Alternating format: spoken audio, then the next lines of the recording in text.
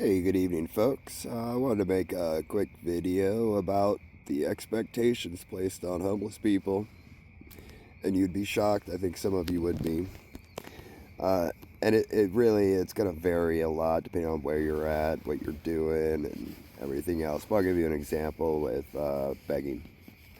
If you ever have to fly a sign, as we would call it, you probably don't want to have to do that. But if you do, you're going to find that everyone that crosses paths with you, everyone that drives by or walks by, is going to have a different expectation of you and what you're supposed to do. And it's impossible to please half of the people, let alone all of them.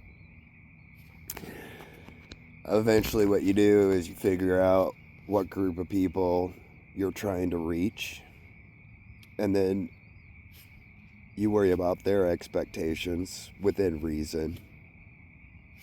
Generally you find people who how you're living is going to work for them.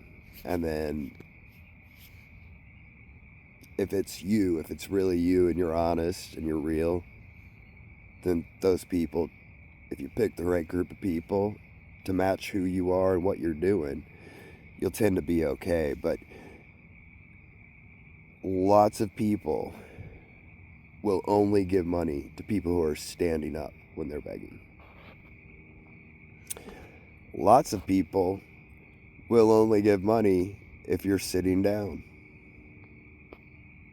Some will give it either way. Lots of people will get very angry if you pay for a bottle of water.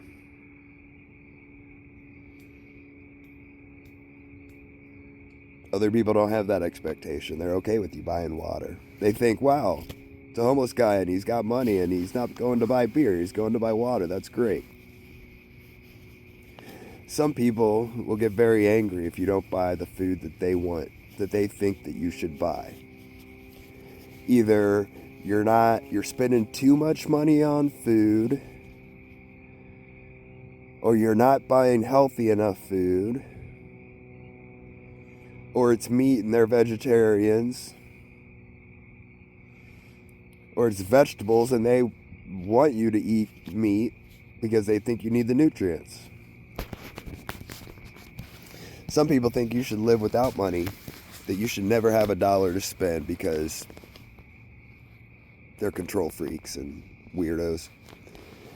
And they'll treat you like you're a monkey who just needs a bunch of bananas, and now you can scurry off to your tree and go make your nest and pick bugs off other homeless people and eat them. There's people who treat you like that. Every day I experience it.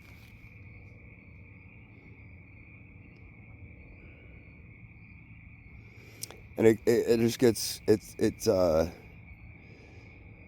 there's different points you reach if you do it long enough. First, it's going to make you just angry as hell. And I've snapped at people. I've told people, I'm not a monkey, thanks. I can't live off junk food. Thanks. I'm not out here trying to get some snackaroo, chemical garbage. But then, eventually you just learn to let go and realize that the people who are getting mad because you're not exactly how they want you to be are just, it's a them problem, not a you problem. It can be a you problem. I mean, if you make it a you problem, but generally it's a them problem. A lot of it has to do with who you're kind of marketing yourself towards. If you're going the religious route, you want to invoke God, you need to try to act like you're at least trying to be in that vein.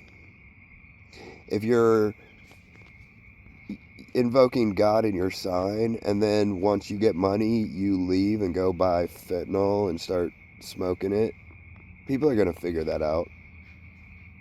And then they're going to post pictures of you on community groups saying, yeah, this guy who claims to love Jesus is smoking fentanyl back behind my house right now. And then they'll stop helping you. But if you are an addict, you know, if you're an alcoholic, I know a guy who made it, and he was the original, I just need a cold beer. Not gonna lie, I just need a cold beer guy in San Francisco. He's passed on, but he was a good guy. And he just wanted a cold beer. And he did well with that sign. And that's because it's who he was. He never turned down a cold beer. It's what he wanted. So if you got him a cold beer, he was going to drink it. And he was honest about it. And people just said, all right, well, if that's what you want, you know, there's people out there who will support you drinking a cold beer. But if you invoke God and then you spend all your money on beer,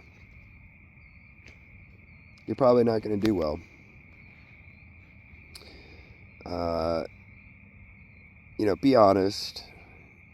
Be about it.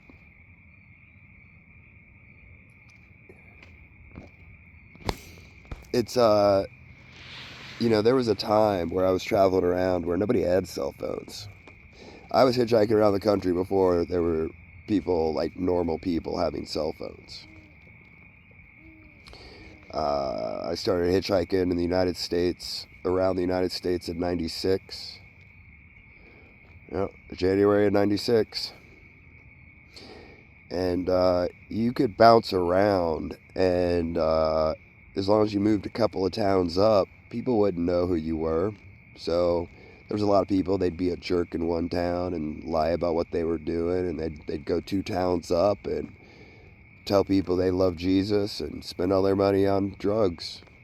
And nobody knew any better until they saw him, and then once everybody figured it out, the guy'd get up and go to the next town where nobody knew he was just using all his money on drugs. You can't really do that anymore. I'm sure there's lots of people in multiple towns who have me in their, you know, group chat about local homeless people. There's people who watch. There's people who post everything they see you do on their community groups. And while some of them are going to lie, and sometimes you're going to feel like they're being unfair about it or whatever, it's not bad enough yet anyway to where if you're honest about what you're doing, there's still people who are going to help you, even if there's people on these apps talking smack about you. But if you're not being honest with people, and you're not behaving like a halfway decent human being, you know, you want to treat the community like garbage, you want to harass little girls that are a third of your age, people are going to figure it out. They're going to put it on their app, and then the people in the next town up or the next town up, they're going to have access to that. They're going to post your picture on their Facebook group or whatever. And so the minute you roll into town, everybody already knows who you are. And they know what you're about. And your lies aren't going to work. So be careful how you live out here. You can get away with being a scumbag in some of the big cities to an extent. You can get away with it enough because not everybody's on every group. You can still make it, but you know, you get out to some of the smaller towns or smaller cities, you better be honest about what you're doing. And they're not going to do the whole fentanyl thing in a lot of these towns. They'll get rid of you. But if you want a beer, tell people. If you're just heading up to the, you know, if you're just having an adventure in life, write a sign saying I need help getting to the next town. Or I'm going to San Francisco, can you help me get there? But don't, you know, write out a big sob story when you just want a beer. It's just not going to work for you. It's a reality of being a vagabond today. But the expectations get a little crazy sometimes. Don't let it drive you crazy. Just realize it's a them problem, not a you problem, if you're being honest about who you are. And you're never going to please everybody. It's just not in the cards. Appreciate you tuning in. I'd love a like, share, subscribe, comment. I'm going to leave a Cash App in the description. Appreciate everybody tuning in. I hope you have a great night. God bless.